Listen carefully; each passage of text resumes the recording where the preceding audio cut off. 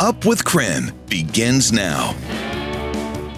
Good morning, 6 o'clock here on your Thursday. Welcome to Up with KREM and streaming on KREM 2 Plus. I'm Tim Pham. And I'm Nicole Hernandez. I'm definitely very excited about the warm weather being back. Me too. Swimming time is what I like to call it. Thomas Patrick here with us. Thomas, how long does this sunshine and warm weather last? Not just today, not just tomorrow, not just this weekend. Honestly, it's just it's like a blank check of sunshine at this stage because the extended forecast is completely dry and completely sunny out there. In fact, the sun has really popped up over the eastern horizon here.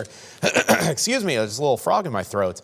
The sun has come up over the eastern skies, and now it's just going to be bright and sunny and warm for pretty much the foreseeable future here. Even today, our current temperatures in the 60s and 50s, poised to warm all the way up to about 90 degrees this afternoon. That will make for our warmest day of this week. And even next week, more sunshine, but even hotter conditions. So yeah, if you like it today, you're going to love the rest of this month.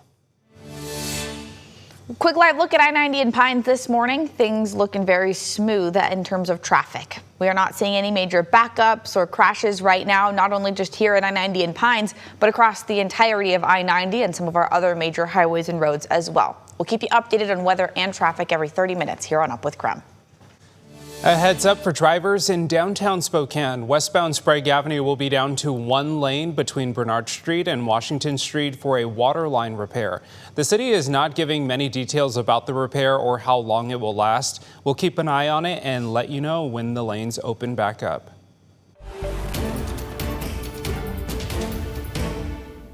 Oh man, you're gonna go to hell. I know people believe in other stuff. You're evil. There's no place for you in heaven. You took our children. Intense emotions in court as victim impact statements were given at Bryan Kohberger's sentencing, from rage, sadness, and a desire for an explanation. KREM 2's Amanda Rowley was in Boise for the sentencing. She has key moments from Ada County.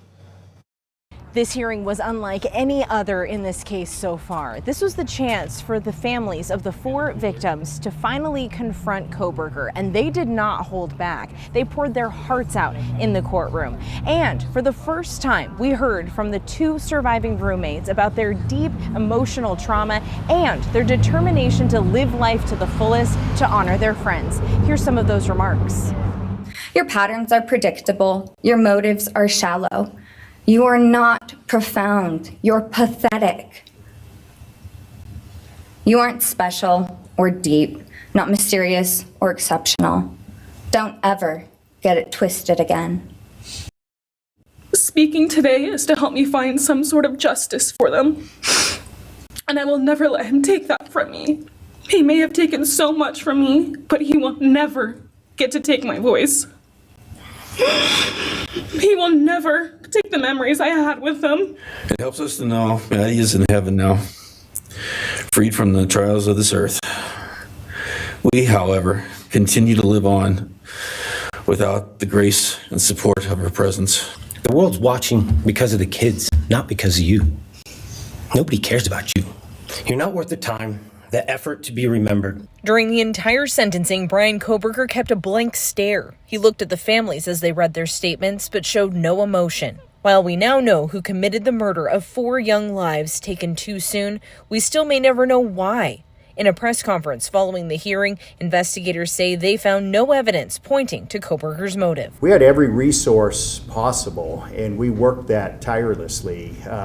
Both from everything from his side, but all the victims and all the members of the House from their side. So we have never, to this date, found a single connection between him and any of the 4 victims or the 2 surviving roommates. I asked Latah County Prosecutor Bill Thompson about the outcome of this case. The Mogan family at the plea hearing had mentioned saying that this is the best possible outcome. Just wondering, do you agree with that, or would you have liked to have seen a different outcome? Well, I think we agree with the Mogan family. Our decision was that this is the best possible outcome, all things considered, and factoring into that the defendant was prepared to plead guilty as charged. Now, if that hadn't been a factor, we'd be picking a jury for trial starting right now. He also acknowledged the plea deal happened quickly, saying the logistics of the upcoming trial played a factor. With 10,000 prospective jurors being summoned in, the court staff making arrangements and preparing to process that part of the case dictated that if the case was going to resolve, it needed to resolve quickly. This may close the legal chapter, but not the pain. The families say they'll never fully heal, but they are holding on to the light their loved ones left behind. Reporting in Boise, Amanda Rowley, back to you. Well, hours after the sentencing, Moscow police released hundreds of documents detailing the crime scene and the investigation. KREM 2 Shannon Mowdy read through the documents and has some new details in the case we've never heard before. Moscow police launched a website this afternoon giving us our first look at hundreds of pages of investigative reports. They detail everything from the first moments Moscow police responded to the home on King Road through 2 years of investigation. The reports detail the horrific crime scene investigators found on November 13th, 2022, including signs of a struggle in Xana Kernodle's room and graphic descriptions of injuries to all 4 victims. We also now have narratives of interviews with inmates who shared space with Bryan Kohberger in the Latah County Jail. One of them describes the now convicted killer as intelligent and polite, but having strange habits like washing his hands multiple times a day and staying up all night. Hundreds of pages have been released, but there are thousands more, including court records, that are still under seal. As we learned last week, the court will now begin an exhaustive effort to go through all of those, though some of those documents may never be made public. I hope everybody can understand the immense amount of information that's in this investigation is going to take a lot of time to prepare. It has to be gone through legally to be redacted or figured out whether or not it can actually be released. Judge Stephen Hippler said last week that process of going through all the documents will take months, if not longer. And we are still combing through Moscow PD's investigation records that were posted. Stay with KREM 2 News as we learn more details, and we'll keep you updated on air, online, and on KREM 2 Plus. Shannon Mowdy, KREM 2 News. For more on the sentencing, you can text the word Moscow to 509-448-2000. We'll send you all the information to your phone. A reminder, you can watch every moment from this hearing right now on our streaming app. Just download KREM 2 Plus on your TV and watch for free. Continuing coverage this morning, the teen suspect accused of hitting and killing 48-year-old Sarah Doxey on Spokane South Hill 1 week ago says he is not guilty. The teen appeared before a judge for his arraignment, where he pleaded not guilty to vehicular homicide, vehicular assault, failure to remain at the scene of an accident, fatality, and not having a valid license. Doxey's family told KREM 2 off camera, quote, "There are no words that can describe the grief their family is experiencing at this time." The teen is expected back in court on August 11th. The Washington Department of Ecology is asking for feedback on a potential new battery recycling rule.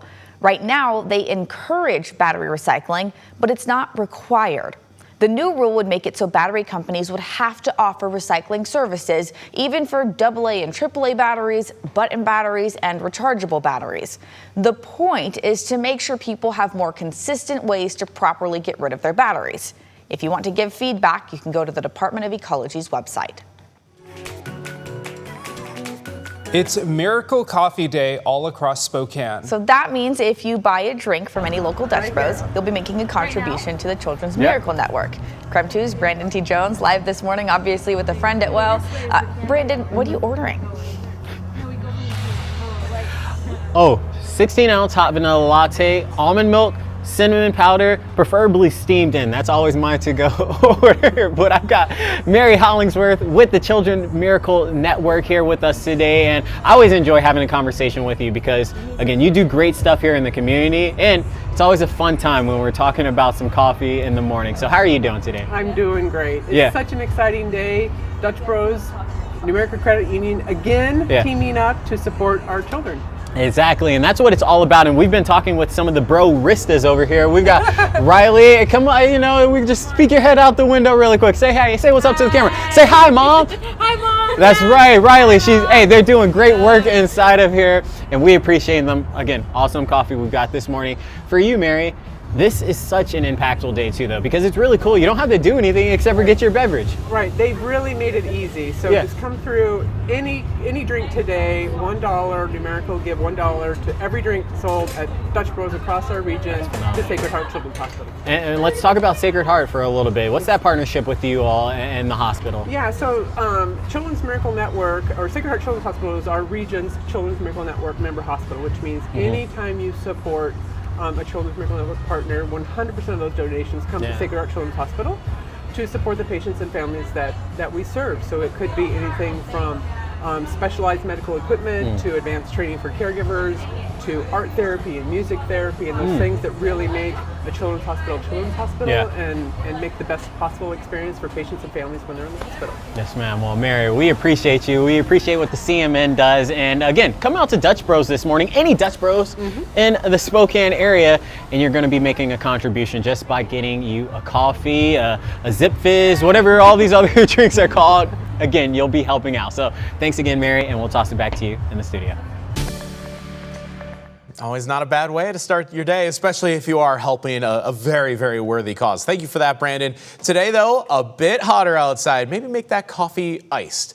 Even this morning, our current temperatures are about 60 degrees, and the afternoon highs up to about 90 for this afternoon. Definitely going to be our hottest day of this week with a bit of a breeze outside. And the heat continues for the rest of the month. I know we only got about 1 week left of July here, but we still have some hot days ahead of us. So 90s starting to look pretty likely for both this week and next week too.